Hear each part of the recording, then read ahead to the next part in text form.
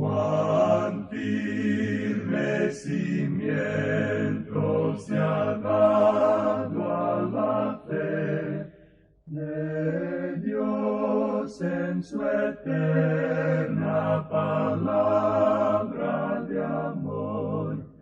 Con el propósito de compartir con usted las inmutables verdades de la palabra de Dios, presentamos A través de la Biblia, un estudio detallado y sistemático de toda la Biblia que le ayudará a conocer lo que Dios ha revelado para nuestro provecho espiritual. Estos estudios bíblicos fueron diseñados y elaborados por el Dr. J. Vernon McGee, versado maestro de la Biblia, quien dedicó la mayor parte de su vida a la enseñanza clara y sencilla de la palabra de Dios. Acompáñenos, pues, mientras avanzamos en nuestro recorrido a través de la Biblia. Cuán firme cimiento la palabra de Dios. Es un gozo estar nuevamente con usted, amigo oyente, para traerle otro estudio de la serie A través de la Biblia. Continuamos hoy, amigo oyente, nuestro recorrido por el Evangelio según San Lucas. En nuestro estudio de hoy comenzaremos leyendo los versículos 18 y 19 de este capítulo 13 de este Evangelio de San Lucas, donde nuestro Señor Jesucristo continúa hablando y nos presenta la parábola de la semilla de mostaza. Leamos entonces estos versículos. Y dijo, ¿a qué es semejante el reino de Dios y con qué lo compararé? Es semejante al grano de mostaza que un hombre tomó y sembró en su huerto, y creció y se hizo árbol grande, y las aves del cielo anidaron en sus ramas. La semilla de mostaza simboliza lo que algunos llaman la iglesia visible, con sus organizaciones y sus denominaciones multiplicadas. La semilla de mostaza normalmente es una hierba y cuando más un arbusto, pero no un árbol. Y esto es lo que pasa en la iglesia. En lugar de darle un segundo plano a sus organizaciones, hay realmente un crecimiento anormal que ha sido demasiado grande y rápido. Han perdido su verdadero carácter y razón de ser, y han llegado a ser demasiado grandes. Las aves son la clave de esta parábola. Representan al diablo, quien está activo en medio de la cristiandad e inclusive en muchas de las llamadas iglesias. Ahora leamos los versículos 20 y 21 donde encontramos la parábola de la levadura. Y volvió a decir, ¿a qué compararé el reino de Dios? Es semejante a la levadura que una mujer tomó y escondió en 3 medidas de harina hasta que todo hubo fermentado. Tal como lo hemos dicho en estudios anteriores, la levadura no representa al Evangelio, sino un principio de maldad. La levadura nunca significa algo bueno en la Biblia. La palabra levadura ocurre unas 98 veces en la Biblia, unas 75 veces en el Antiguo Testamento y unas 23 veces en el Nuevo Testamento. Siempre se usa en un sentido malo.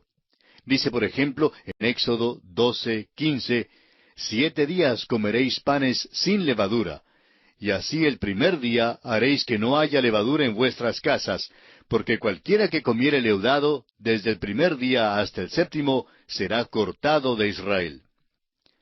Y ahora pasemos al versículo 22 de este capítulo 13 de Lucas. Pasaba Jesús por ciudades y aldeas enseñando y encaminándose a Jerusalén. Jesús se encamina a Jerusalén. Lucas ya nos ha dicho allá en el capítulo 9, versículo 51, que cuando se cumplió el tiempo en que él había de ser recibido arriba, afirmó su rostro para ir a Jerusalén. Avanza prontamente hacia la cruz. Este iba a ser el último viaje del Salvador. Y luego tenemos la parábola de la puerta estrecha y el lamento de Jesús sobre Jerusalén, que solo leeremos sin comentarios, ya que tratamos estos 2 pasajes al estudiar los pasajes paralelos en el Evangelio según San Mateo. Leamos desde el versículo 23 hasta el 30 de Lucas capítulo 13. Y alguien le dijo, Señor, ¿son pocos los que se salvan? Y él les dijo, Esforzaos a entrar por la puerta angosta, porque os digo que muchos procurarán entrar y no podrán. Después que el padre de familia se haya levantado y cerrado la puerta, y estando fuera empecéis a llamar a la puerta, diciendo, Señor, Señor, ábrenos, él respondiendo os dirá, No sé de dónde sois. Entonces comenzaréis a decir, delante de ti hemos comido y bebido, y en nuestras plazas enseñaste. Pero os dirá, os digo que no sé de dónde sois. Apartaos de mí todos vosotros, hacedores de maldad. Allí será el llanto y el crujir de dientes, cuando veáis a Abraham, a Isaac, a Jacob y a todos los profetas en el reino de Dios, y vosotros estéis excluidos. Porque vendrán del oriente y del occidente, del norte y del sur, y se sentarán a la mesa en el reino de Dios. Y aquí hay postreros que serán primeros, y primeros que serán postreros. Y acercándonos al final de este capítulo 13 de Lucas, escuchemos a Jesús confirmar una vez más su determinación de ir a Jerusalén. Leamos entonces los versículos 31 al 33, que dicen, Aquel mismo día llegaron unos fariseos diciéndole, Sal y vete de aquí, porque Herodes te quiere matar. Y les dijo, Id y decid a aquella zorra, He aquí echo fuera demonios y hago curaciones hoy y mañana, y al tercer día termino mi obra. Sin embargo, es necesario que hoy y mañana y pasado mañana siga mi camino, porque no es posible que un profeta muera fuera de Jerusalén. Luego en el versículo 34 comienza el lamento de Jesús sobre Jerusalén hasta el versículo final de este capítulo 13 de Lucas. Jerusalén, Jerusalén, que matas a los profetas y apedreas a los que te son enviados. ¿Cuántas veces quise juntar a tus hijos como la gallina a sus polluelos debajo de sus alas, y no quisiste? He aquí vuestra casa os es dejada desierta, y os digo que no me veréis hasta que llegue el tiempo en que digáis, bendito el que viene en nombre del Señor. Y así, amigo oyente, concluye el capítulo 13 del Evangelio según San Lucas. Y pasamos ahora al capítulo 14. En este capítulo encontramos que Cristo sana a un hidrópico en el día de reposo.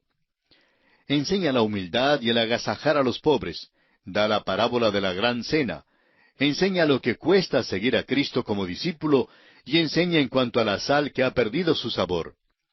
Solo el doctor Lucas relata la ocasión cuando Jesús comió en casa de uno de los fariseos principales, donde les da al anfitrión y a los convidados una lección sobre la etiqueta en la parábola devastadora del convidado ambicioso. También hay dos parábolas más en este capítulo que no aparecen en ninguno de los otros evangelios. Son la edificación de una torre y la de un rey preparándose para hacer guerra. En este capítulo 14, Jesús cena de nuevo. Ya hemos visto un caso cuando Jesús cenó en casa de un fariseo. Allí una prostituta ungió sus pies. Había allí dos ejemplos extremos de la raza humana. El uno era fariseo y ella era prostituta. Él se consideraba de lo más elevado en su moralidad, mientras que ella había estado en las profundidades de la inmoralidad. Él era producto de la religión, mientras ella era producto de la vida del vicio. El fariseo se sentó mientras que ella permaneció en pie. El fariseo estaba ofendido por la presencia de esta prostituta y ella está turbada. Él es crítico y ella siente desdén hacia él. Ella llora, él se siente superior y ella se siente inferior. Él es del alto rango de la sociedad, pero ella es del rango bajo. Él representa lo mejor, pero ella representa lo peor. Él era famoso, pero ella tenía mala fama. Él procedía de la mejor parte del pueblo, pero ella vino del barrio pobre. Sobre el nivel moral, él es mejor que esta mujer, y ninguno que lee esta historia dudará eso. El Señor, sin embargo, le perdonó mucho a ella. A quien le perdona mucho, ese amará mucho al Señor. La medida de su salvación, amigo oyente, es la medida de su pecado. Lo que usted piensa en cuanto a Cristo es lo que piensa de sí mismo como pecador. Si usted es un pecador pequeño, entonces necesita de un Salvador pequeño. Pero si usted se reconoce como un pecador destinado al infierno, entonces necesitará un Salvador con destino al cielo. Bueno, Jesús cena de nuevo y esta vez nos vamos a gozar. Leamos el primer versículo de este capítulo 14 de Lucas. Aconteció un día de reposo que habiendo entrado para comer en casa de un gobernante, que era fariseo, éstos le acechaban. Tenemos que confesar que si un fariseo nos hubiera convidado a cenar en el día de reposo, hubiéramos rehusado ir. Este fariseo solo quería espiar al Señor. Este primer versículo provee el medio ambiente, el tono y el color de la situación. Fue el preludio antes de la cena lo que causó la tensión. Ahora el versículo 2 dice, y he aquí estaba delante de él un hombre hidrópico. Una trampa había sido puesta para atrapar al Señor. Creemos que este hombre había sido colocado allí premeditadamente para atrapar al Señor. Pero fíjese usted lo que el Señor hace. Leamos el versículo 3 y la primera parte del versículo 4 de este capítulo 14 de Lucas. Entonces Jesús habló a los intérpretes de la ley y a los fariseos, diciendo, ¿es lícito sanar en el día de reposo? Mas ellos callaron. El Señor hizo una pregunta primero, pero ellos tuvieron miedo de responderle. Continuemos leyendo parte del versículo 4, como también el versículo 5. Y él, tomándole, le sanó y le despidió. Y dirigiéndose a ellos dijo, ¿quién de vosotros, si su asno o su buey cae en algún pozo, no lo sacará inmediatamente, aunque sea en día de reposo? Si alguno de esos pícaros en la presencia del Señor tuviera el neumático desinflado en el día de reposo, de seguro que lo habría compuesto y el Señor lo sabía. Ahora el versículo 6 dice, y no le podían replicar a estas cosas. Este problema, pues, ha causado ya una situación algo tensa para la cena. Avancemos algo más, leyendo los versículos 7 y 8 de Lucas capítulo 14. Observando cómo escogían los primeros asientos a la mesa, refirió a los convidados una parábola, diciéndoles, cuando fueres convidado por alguno a bodas, no te sientes en el primer lugar, no sea que otro más distinguido que tú esté convidado por él. Esta escena es muy rica. En aquel entonces no ponían tarjetas con los nombres de los invitados en la mesa.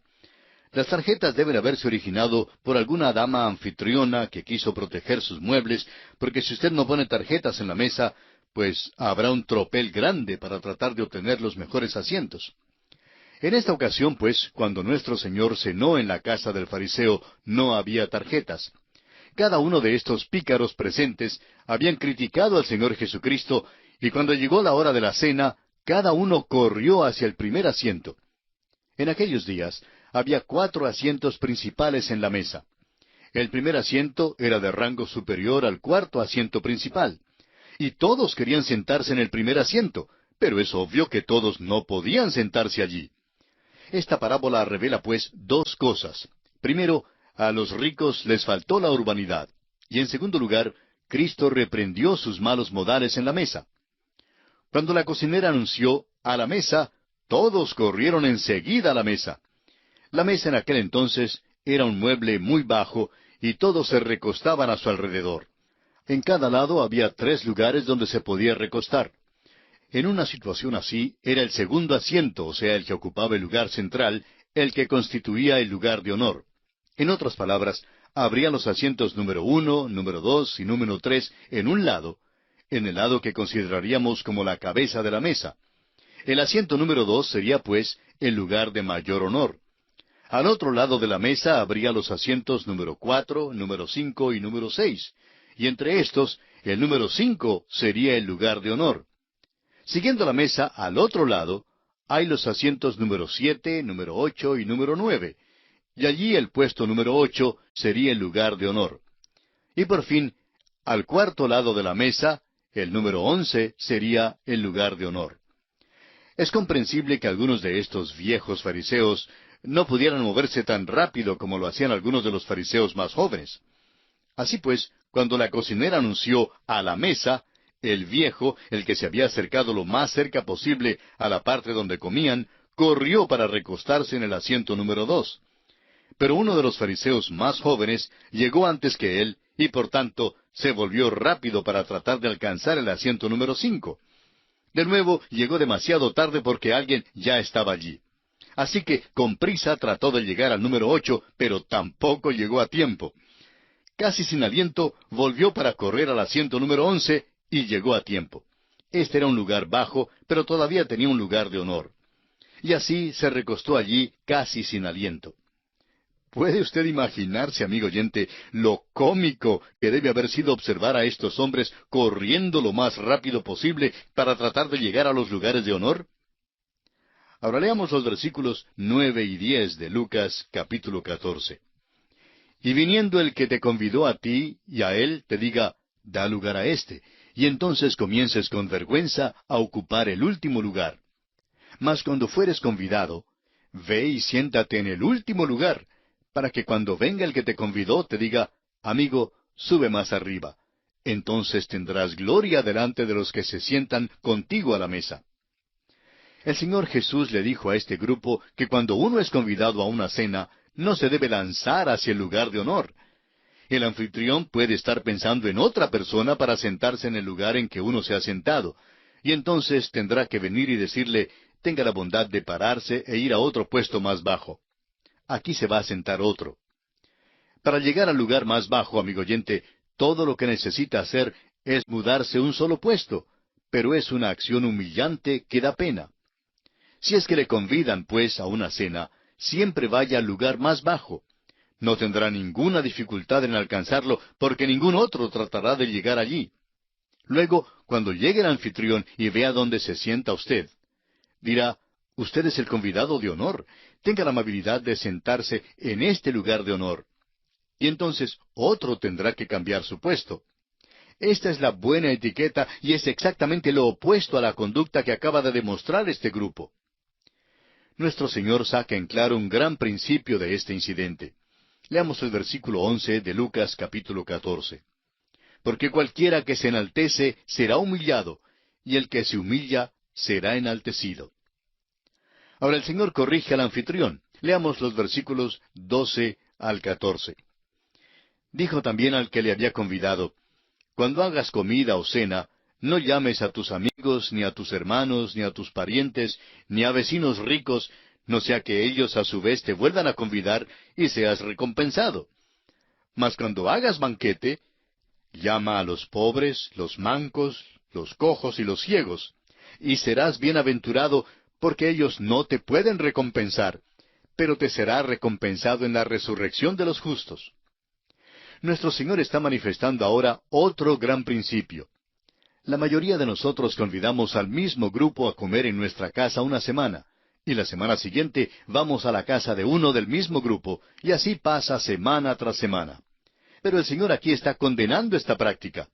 No hay nada malo en convidar a su grupito de vez en cuando, pero ¿ha pensado usted alguna vez en hacer algo para aquellos que no tienen nada? Ellos no le pueden corresponder el mismo favor. No podrán convidarle a usted a cenar la próxima semana. Haga, pues, algunas pocas cosas en las cuales usted sea dador sin detenerse a pensar si va a ser recompensado. Volviendo ahora al pasaje que nos ocupa, ¿puede usted imaginarse la tensión que había ya en esta cena? El Señor principió las cosas sanando al hidrópico. Miró cara a cara a los convidados y les corrigió su falta de urbanidad. Luego hasta corrigió al anfitrión mismo. El ambiente, pues, era tenso. Nadie decía ni una palabra. Ahora el versículo 15 nos dice, oyendo esto, uno de los que estaban sentados con él a la mesa le dijo, bienaventurado el que coma pan en el reino de Dios. Sin duda este hombre tenía la costumbre de expresarse con palabras altisonantes y piadosas.